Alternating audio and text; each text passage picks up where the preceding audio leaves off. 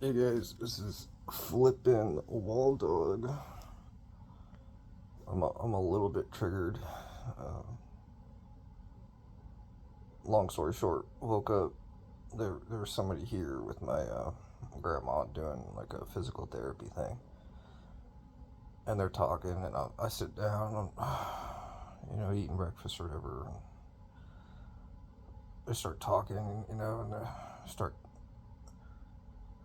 they start asking. My grandma was like, how or some, I don't remember. I'm just trying to ignore it, trying to block it out. But they're like, how old are you?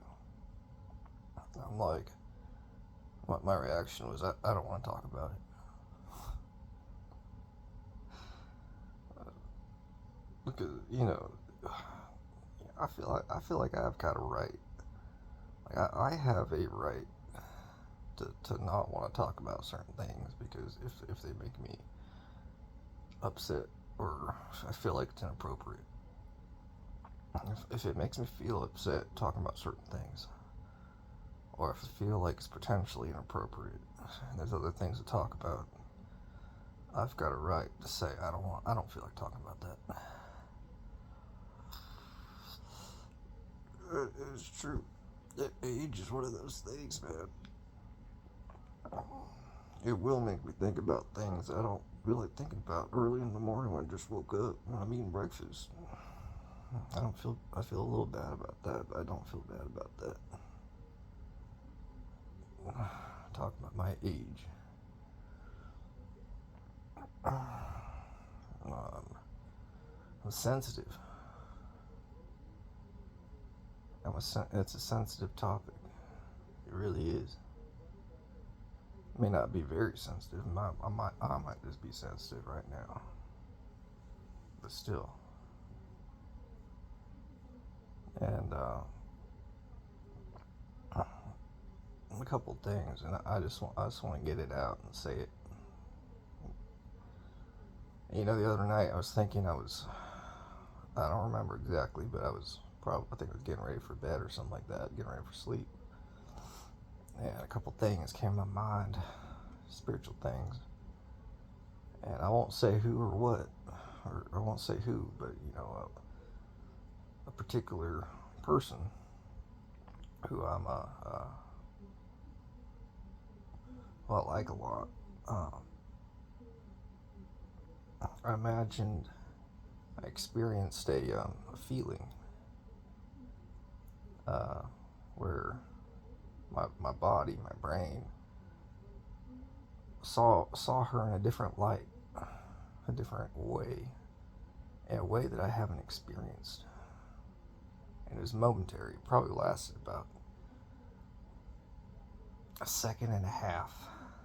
And I was, you know, spiritual, imagining things. And it went away, and I was extremely overwhelmed. I was upset, not because it went away, but because I was like, what the? And I felt all my trauma, all my damage, the human side of me. And this goes back to something I'm working on right now, my abandonment issues. What I talked about, I believe, in the last video. I became super hostile. I was by myself laying in my bed getting ready for sleep. It was a beautiful feeling. It's not like it has anything to do with that person. It's just me. It's just the human side of me, and I feel like I wanted to talk about this, and when I thought about just a few moments ago, because it's on my mind, it's something I want to get off my chest. I want to talk about is that I feel like the vampire side of me don't care, like it don't really feel, but the human side of me, in regards to this topic, in regards to having abandonment issues and damage and trauma and my brain being physically impaired when it comes to this. Like I want to talk about my mother. I feel like there's a part of me that's just missing or that just went. They got all messed up when I lost my mother, And I don't like saying that. It makes me feel all kinds of not good about myself, saying that I can't handle my own, handle my own.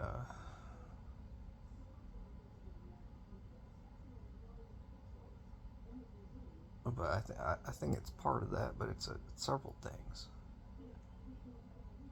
When I left, the vampire who changed me, when my mother got taken away, and the second time when I got reintroduced to my mother, long distance over video calls, and I haven't talked about this, and she's talking to me like she knew me, and I'm like, I don't know you. I don't. This. And I was, it's just a combination. It's just like I know I just took damage, and as I said, vampire side don't care because I don't feel that, but the human side of me, now that I'm trying to reconnect with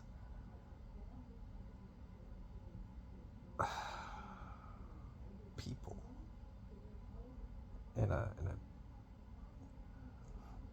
I'm dealing with these issues. I'm dealing with them. And it's not like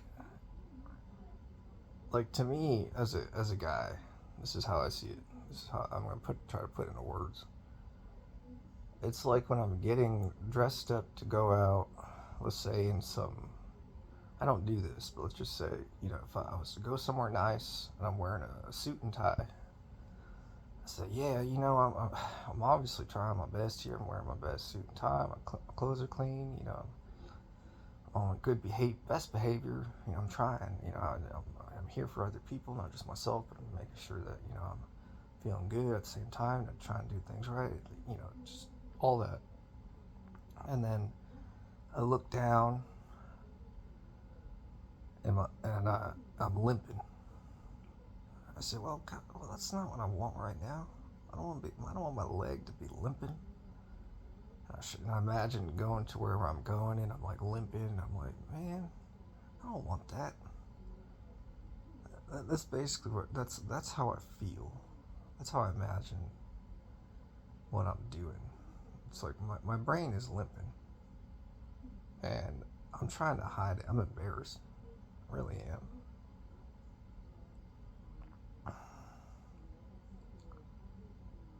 And that's why I'm working on myself. I'm trying to do what I can. Maybe I can't. I want to admit that too. And I want to say two things. Maybe I can't. Maybe I can't, get over what I'm talking about. There's a possibility of that.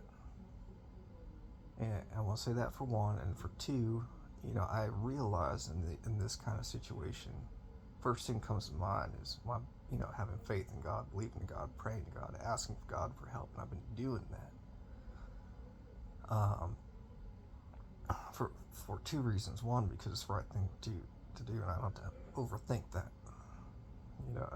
It's the right thing to do to praise God. And for two, I realize it's a way of stretching myself beyond my means in a good way, stretching my brain, if it believes do what it believes to be the impossible in regards to talking about my abandonment issues, talk about the damage I've taken, and my metaphorical limp that I got going on. I know it's the right thing to do. It's the best thing I could possibly do, and I know I'm feeling trauma right now. I'm having a trauma response, and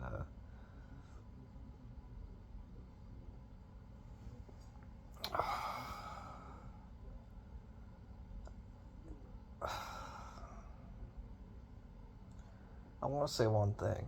And one thing, besides being grateful for a lot of things, I want to say,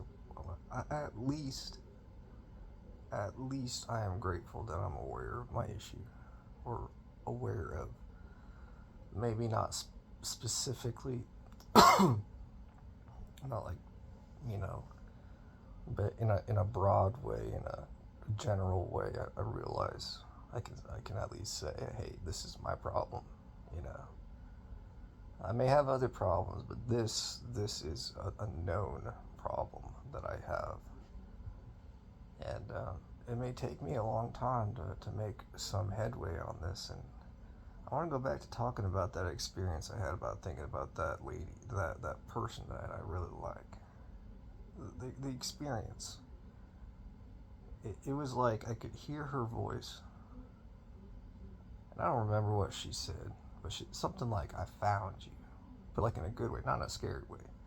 Like, girl I like, I'm meditating, a spiritual moment, and I saw her, and she was like smiling, and she's like, "I found you," or like, similar to like, "I got you," or something like that, but not in a bad way, not in a scary way. And in that experience, I felt myself open up. For, like I said, for like a second and a half, and I felt those feelings. I felt unsure. It was like uncharted territory. I've been in uncharted territory before, and if you've ever been somewhere where you've never been before, the first thing is like for me, I experience it. I don't really move. I'm cautious, and I'm curiosity, and then for a second and a half, and then boom, it was gone. And for that too, I was grateful. I am grateful for hardships. I am grateful for challenges, and I try to look at this problem that I'm talking about, abandonment issues, and all that. The curse of a vampire. I think I really do. I want to say that. I want to say it with enthusiasm. I really do believe that the vampire that I was with, she cursed me. I do truly believe that.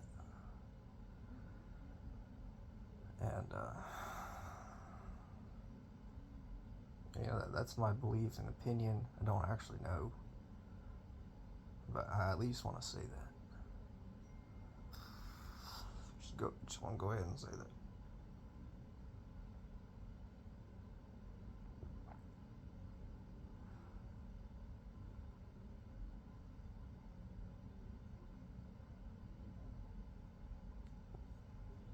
And I also want to say another thing.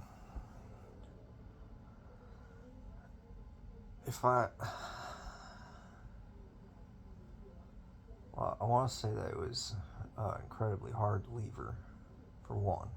And for two, I don't think I could have done it unless I was a vampire. Unless I was able to go numb. That I'm talking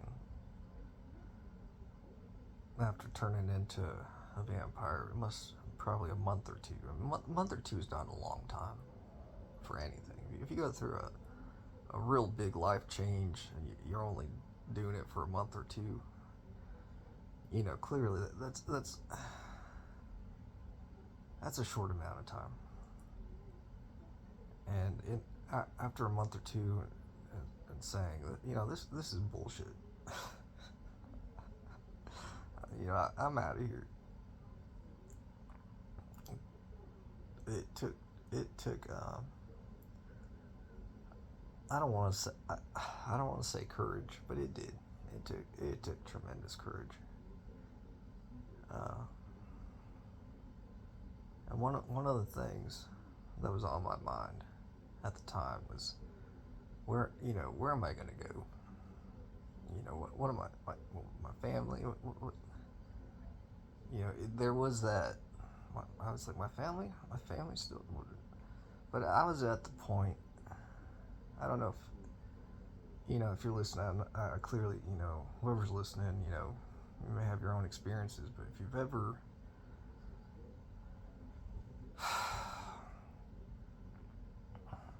been to that point, and I hope you have not, where you don't know what's next.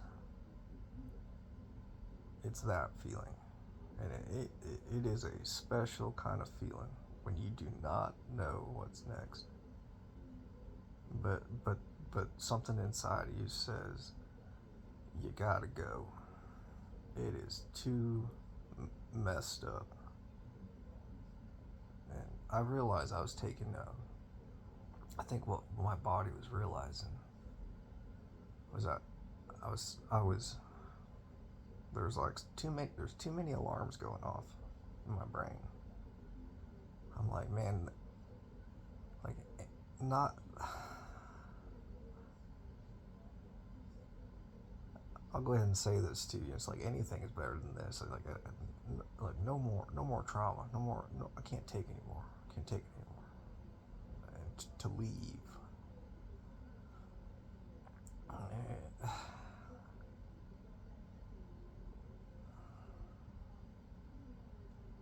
But you have to understand, before I turned into a vampire, I was just a normal guy, like anybody else. And I had maybe a little bit experience with, maybe some knowledge, or maybe watch some movies or something like that, or maybe you've seen a couple things and said, that may seem like it's supernatural. I'm not sure. But then to be immersed, to actually be around a supernatural person and to spend months and then to see a bunch of things, I was like, my brain, I didn't realize the effect. I was like, just learning as I went. And one thing I want to say in particular that I have not said before is that the vampire who was theoretically, I want to say theoretically, teaching me, she wasn't really teaching me. She was not.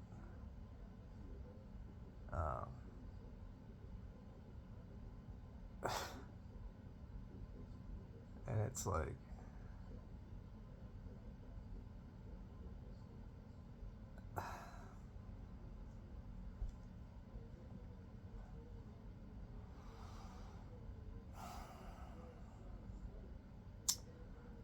I realized there's a frustration that I was developing,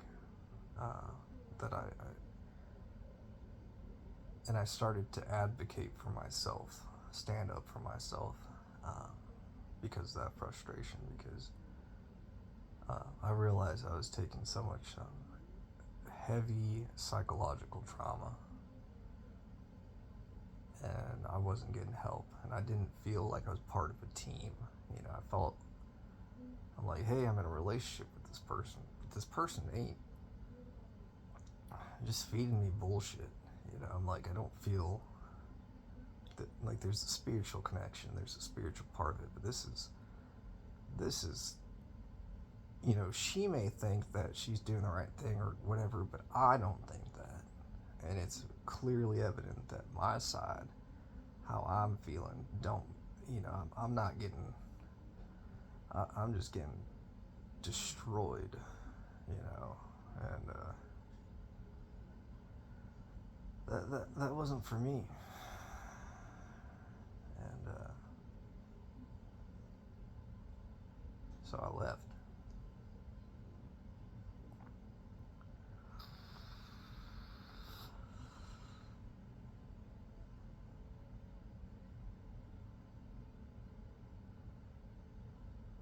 And what followed that was fucking, sorry, my language, it was fucking horrendous. See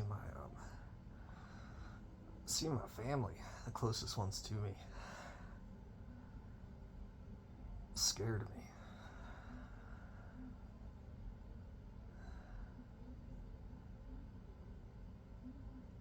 But scared of me in a special way. Not scared of me like, oh, he just got out of prison, or oh, he did something. It was like, scared of me like, hey dude, you're a monster. You're straight out of a fairy tale.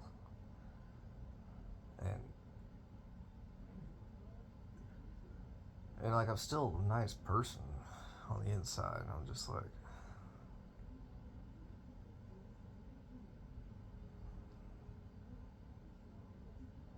I don't know.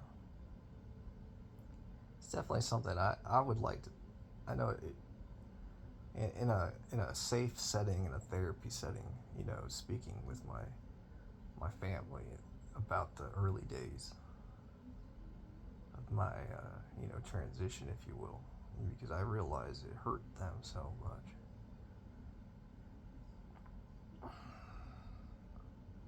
And that's something I haven't addressed. Now, to be honest, I don't really remember most of the early days. I just a blur, and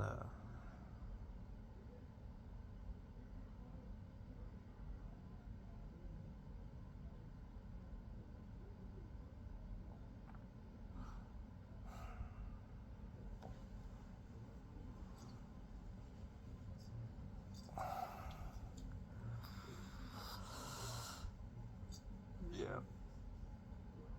So like this morning, like clearly, you know, I'm thinking about this is what's on my mind, and I'm thinking about last night, and I had all those weird dreams last night. I wake up this morning, got a headache, feeling overwhelmed, and then just I'm eating my breakfast, trying to, you know, just be myself. And of course, I'm gonna have feelings, and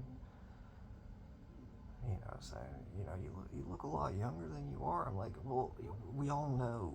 Everybody in the room right now knows I'm a vampire. That of my who I am. I mean, I've got fame. I'm famous.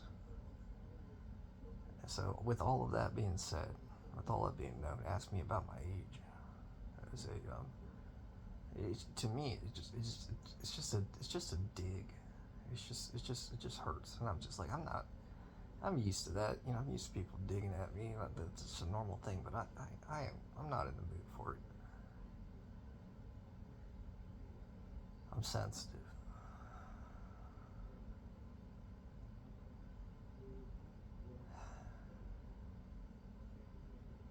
So,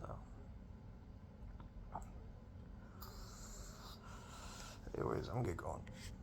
But I appreciate y'all for listening. Let me talk.